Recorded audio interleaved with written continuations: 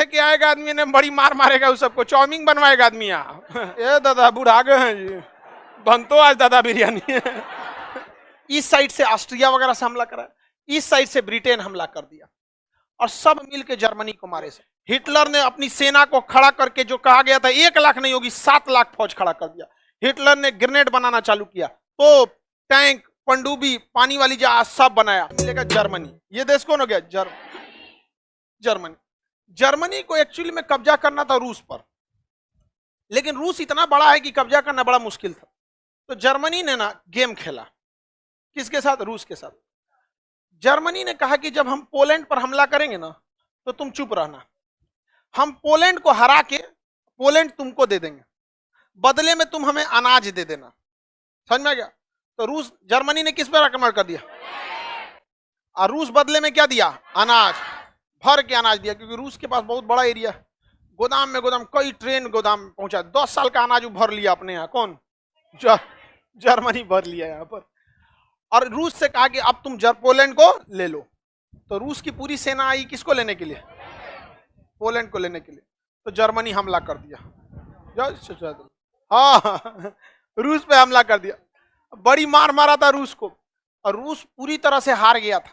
प्रथम विश्व युद्ध में भी बहुत बुरी हारा था, लेकिन रूस का साथ दे दिया मौसम। एक्चुअली इसको लगा था कि ठंडी आने से पहले ये जीत जाएगा रूस को। रूस की सेना को लग गया कि हमको जीतना बड़ा मुश्किल है, तो रूस की सेना पीछे भाग गई, इंतजार करने लगी किसका? ठंड का। और ठंड पड़ा तो जर्मन सेना जम गई बर्फ में, ऐसे बर्फ में जम गई। अब उसके बाद जर्मन सेना क्या हो गई? कमजोर पड़ गई। ये आपको जब वर्ल्ड हिस्ट्री पढ़ाएंगे तो उसमें पूरा डिटेल से बताएं। लेकिन सेकेंड वर्ल्ड वॉर का मेन कारण यही था, जर्मनी ने किस पर आक्रमण कर दिया था? पोलैंड। जर्मनी से ज्यादा फेमस यहाँ का हिटलर है, हाँ, एडोल्फ हिटलर। क्या है? Adolf Hitler. मीन कैंप, मेरा संघर्ष, उसकी आत्मकथा है। ये क्वेश्चन पूछता है, याद रखिएगा। मीन कैंप, जर्मन भाषा में आत्मकथा को मीन कैंप कहा जाता। अगर हिटलर द्वितीय विश्व युद्ध जीत जाता तो हम लोग आजाद हो जाते 1944-45 में, लेकिन हिटलर द्वितीय विश्व हार गया। और अगर द्वितीय विश्व युद्ध जर्मनी जीत गया रहता तो हमारी भाषा अंग्रेजी न होकर जर्मन होती। समझ आया? पूरी दुनिया में जर्मन का पूरी भयानक तरह से राज था जर्मनों का। जर्मनी प्रथम विश्व युद्ध में बहुत बुरी तरह हारा था, और जर्मनी को ये लोग कुत्ते की मौत मारे थे लोग। फ्रांस इधर से हमला किया जर्मनी के ऊपर, इस साइड से ऑस्ट्रिया वगैरह से हमला करा, इस साइड से ब्रिटेन हमला कर दिया, और सब मिलके जर्मनी को मारे सब। और जर्मनी से को पकड़ के लाए सब उसके शासक को पेरिस की राजधानी, फ्रांस की राजधानी पेरिस में। और 1919 में पेरिस में वर्साई की संधि की। इस संधि में कहा गया कि फ्रांस और ब्रिटेन को जर्मनी को मारने में जितना खर्चा लगा है उतना जर्मनी वापस देगा।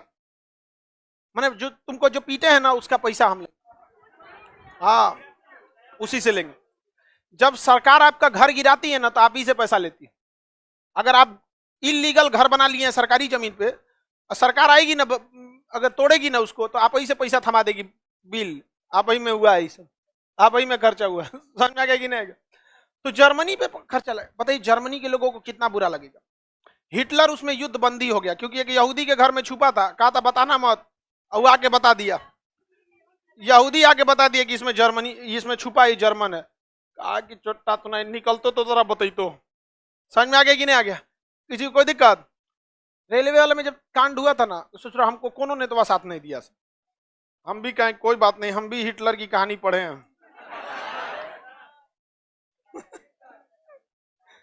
समझ में आ गया कि नहीं आ गया?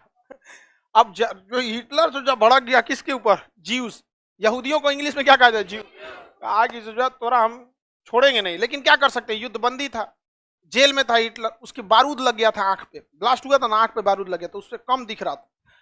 वर्साई की संधि जब हुई तो कहा गया कि जर्मनी सारा पैसा देगा, और संधि में लिखवाया गया कि जर्मनी कभी भी एयरफोर्स नहीं रख सकता है, जर्मनी कभी भी नेवी नहीं रख सकता है, जर्मनी कभी भी पनडुब्बी नहीं रख सकता है, जर्मनी कभी भी 1 लाख से ज्यादा फौज नहीं रख सकता है, जर्मनी का सारा कोयला क्षेत्र फ्रांस का हो जाएगा।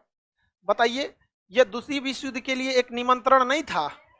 आप हिटलर को गरियाते ही उसके साथ क्या बीता था, आपने कभी सोचा है? यहाँ पर बहुत जर्मनी को बर्बाद किया। हिटलर को जब ये वर्साई की संधि पता चली तो हॉस्पिटल में इतना रोया था कि डॉक्टर ने लिखा था कि बिना दवा दिए इसकी आंख की रोशनी सही हो गई, इतना रोया था वहां पर। वो गाना है ना, इतना रोया हूं मैं याद करके तुझे, आंसुओं में मुझे डूब जाना पड़ा। हिटलर ने ऐसे रोया था। हालांकि ये सब तो लड़कियां को बेवकूफ बनाने के लिए लड़कवा कहता है, आंसू में डूब के मरेंगे। सोचा बच कैसे गया यहाँ पर, नहीं समझ में। लड़कियां सब वहां जाती, ओ माय गॉड कितना मानता है, पहिलका से भी ज्यादा मानता है।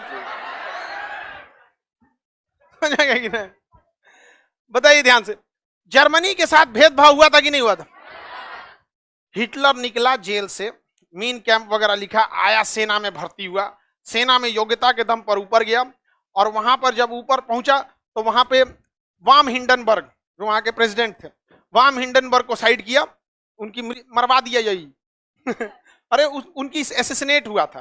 वो लोग बड़े बड़े प्रधानमंत्री राष्ट्रपति मरते नहीं, साइडे लगवा देते। हमारे ये शास्त्री जी, लाल बहादुर शास्त्री, क्या ऐसे थोड़े हुए थे, उनके साथ भी बहुत बड़ी कॉन्स्पिरेसी थी। वाम हिंडनबर्ग गए, इसने क्या किया, आपातकालीन में शासन संभाला और संविधान में संशोधन कर दिया कि सेना के हाथ में ही सब कुछ रहेगा। और हिटलर ने पूरी देश के लोगों से कहा कि क्या तुम्हारा खून नहीं खौलता है कि तुम्हारे देश का कोयला तुम्हारा दुश्मन ले जा रहा है? तुम्हारे पास किस चीज की कमी है कि तुम एयरफोर्स नहीं रख सकते हो? तुम्हारे अंदर क्या वो जुनून नहीं है जो तुम नेवी के युद्धपोत संभाल सकते हो? पूरी देश की जनता हिटलर के क्या हो गई, साथ। हिटलर के पूरी देश का साथ हो गया। हिटलर ने सबसे पहले एयरफोर्स बनाया, हिटलर ने सारा नेवी बनाया, लोग कुछ नहीं बोले। हिटलर ने अपनी सेना को खड़ा करके, जो कहा गया था 1 लाख नहीं होगी, 7 लाख फौज खड़ा कर दिया। हिटलर ने ग्रेनेड बनाना चालू किया, तोप, टैंक, पनडुब्बी, पानी वाली जहाज सब बनाया। जब सब बना लिया ना, तो फ्रांस को 1 दिन में कब्जा कर लिया। 1 दिन में फ्रांस के राष्ट्रपति भाग रहे थे, ट्रेन में पकड़ के उतारा, ट्रेन में से उतर, प्लेटफॉर्म पे बैठा के साइन कराया था कि जर्मनी से तुम जितना कोयला ले गए हो वो 10% ब्याज से वापस कर दो। तो 20 सालों तक जितना कोयला ले गए थे ना, उतना वापस किए थे 10% के ब्याज। और जिस वर्साई की संधि में उठ के जर्मनी को सताया गया था, हिटलर का यही है ना वो महल, वर्साई का महल, अब फ्रांस को बताता है, धो के मारा था फ्रांस को। फ्रांस को बचाने के लिए आई थी इंग्लैंड की सेना। इंग्लैंड की सेना को चारों ओर से घेर लिया था जर्मनी ने। इतना मार मारा था ना, इतना मार मारा था कि वहां के राष्ट्रपति जो थे उस समय के प्राइम मिनिस्टर चर्चिल थे, उनको संसद में बयान देना पड़ा था कि हमारी सेना इतनी क्यों मरा रही है। किसी तरह तालिबान वाला घेर के मारा था अमेरिका को। और यहाँ एक नारमंडी बीच है, नारमंडी बीच के बाद डेंकन आइलैंड है, वहां से ये सब भागे थे, सब पानी में कूद कूद के भाग भाग भाग जर्मनी आ गया। यहाँ पर इतना मार मारा, यहाँ पे लंदन के ऊपर 15 दिन 15 रात बिना रुके बम गिराया था। जो लंदन देख रहे हैं दूसरा लंदन है, पहले का तो उड़ा दिया ही। उसका जो पुरानका लंदन था उसका 80% तो उड़ा दिया। 15 दिन 15 रात बिना रुके बम गिराया था। किसने? जर्मनी। इतना मार मारा जिसका कोई हद नहीं रहा। नीचे ऊंचे सब जना को चौपट कर दिया। यहाँ पे इधर पोलैंड को मार दिया। तो नीचे में एक तो था इटली, इटली का शासक था डोमिटो मुसोलिनी, बैल था ससुराई, पागल था। यहाँ पे देखिए, युद्ध परिस्थितियों के हिसाब से होना चाहिए, शौक से नहीं। जर्मनी युद्ध परिस्थितियों के हिसाब से कर रहा था। और डोमिटो मुसोलिनी कह रहा है कि जो पुरुष युद्ध नहीं लड़ा वो बांझ महिला के समान है। कोई बात है? बांझ महिला उसे कहते हैं जिसके बच्चे नहीं होते हैं। समझा गया कि नहीं? तो कह रहा है कि जो युद्ध नहीं लड़ा वो बांझ महिला के समान है। तो ये तो आप जबरदस्ती युद्ध में थोप रहे हैं। युद्ध परिस्थितियों के हिसाब से होना चाहिए, राष्ट्र हित में होना चाहिए। कंप्लीट युद्ध कभी नहीं लड़ना चाहिए। याद रखिएगा, जो भी देश कंप्लीट युद्ध लड़ा बर्बाद। रूस कंप्लीट युद्ध लड़ा बर्बाद, जर्मनी कंप्लीट युद्ध लड़ा बर्बाद, फ्रांस कंप्लीट युद्ध लड़ा बर्बाद, ब्रिटेन कंप्लीट युद्ध लड़ा बर्बाद, अमेरिका टुकुर टुकुर खाली बम गिरा रहा था, जापान पे परमाणु बम, यहाँ पे बम, कभी कंप्लीट युद्ध नहीं लड़ा है, अभी भी है। चाइना कभी कंप्लीट नहीं युद्ध लड़ा है, अक्सर बस गलवान घाटी में घुसता है, फिर तनी मनी करके भाग जाता है। पता है कंप्लीट युद्ध करेंगे तो बर्बादी आपकी फिक्स है। समझ में आ गया कि नहीं आ गया? और वो गया जमाना 1962 का, ये 2022 है। समझ में आ गया कि नहीं आ गया? यहाँ पे उस समय फौज के पास उतनी टेक्नोलॉजी नहीं थी, पैसा नहीं था, ये अलग बात था। आज के समय में हम ही लोग पहले फरिया लेंगे, आओ चाय चुई करेगा, 4 फीट का तो होबे करता है सर। अरे पकड़ के सोचा चढ़ के ऊपर बैठ जाना है, नहीं समझा? करना थोड़ी है, मुड़िया पकड़ के कूद जाना ऊपर है, इतनी चुकी होबे करता है यहाँ पे। क्या हो चिंग चैंग खत्म कर, इतनी रहता है यहाँ पे। बात करें आप, लेके आएगा आदमी ने, बड़ी मार मारेगा उस सबको, चाउमीन बनवाएगा आदमी यहाँ। बनाओ सोचा चाउमीन, लेकिन उन सब के हाथ के चाउमीन नहीं खाना चाहिए। सोचा चमगादड़ मिला देगा सब उसमें, पगला होता है। सोचो कौन चीज खा जाएगा सब पता नहीं चलता है, सब कुछ खा जाता है सब। कुछ दिन में देखिएगा ना अपने बूढ़ दादा बाबा को खाएगा सब। ये दादा बूढ़ा गए हैं जी, बनतो आज दादा बिरयानी है। खा जाएगा सब। समझ आ गया कि नहीं गया? आगे बढ़े। सुभाष चंद्र बोस, हिटलर, हाँ हाँ विरोध किया था, मन में नहीं किया। विरोध किया तो माना नहीं। जर्मनी बनाते गया, चुपचाप बना रहा था। भारत की तरह थोड़ी ना कि हमारे यहाँ नेपाल से विवाद कैसे शुरू हो गया। नेपाल में हम लोग एक सड़क बनाए थे तो राजनाथ सिंह उद्घाटन करने चल गए। अरे क्या मतलब बनता है, बॉर्डर पे बन रहा था आपको उद्घाटन कैला बिना?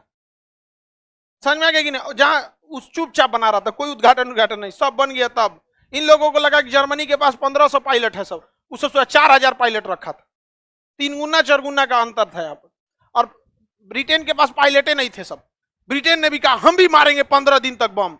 ब्रिटेन के पायलट 2 दिन से सोए नहीं थे सब, जजिए में सो दिया। और उसके बाद पायलट की कमी नहीं थी। एगो बम गिरा के आ रहा है तो करा हटो चचा आराम करो हम उड़े, तो ले जाके मारा, बम मारा, बहुत मार मारा था।